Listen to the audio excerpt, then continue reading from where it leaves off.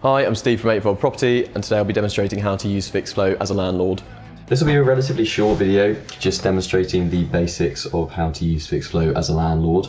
You might see some things in here that maybe you haven't been using and would be beneficial for you and for us to keep you more in the loop and to make sure that we're responding as quickly as possible to maintenance issues.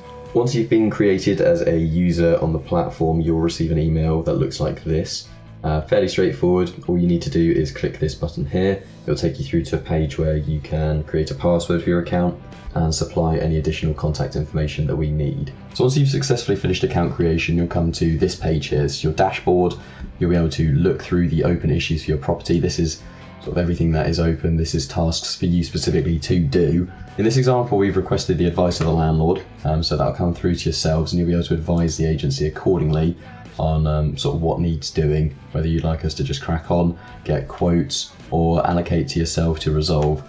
All the information for the issue is found in the details tab, so you can find when it was raised, you can find the address, and sort of the description given by the tenant, as well as images will appear down here if they've been supplied. If you decide to allocate the issue to yourself as a landlord, a few extra options will come up. You'll be able to set an appointment date, which will go through to the tenants and they can accept or decline based on the date that you've given. This will allow you to just have a bit of transparency as to when you'll be attending the property, which is always beneficial for us because we have to give 24 hours notice. On this issue we haven't requested your advice for. You can still open up the issue and view the details as you did on the other one, just on this page here. Importantly, there's the comment section. On here you will be able to send us messages to sort of have a little back and forth about how you'd like us to address the issue.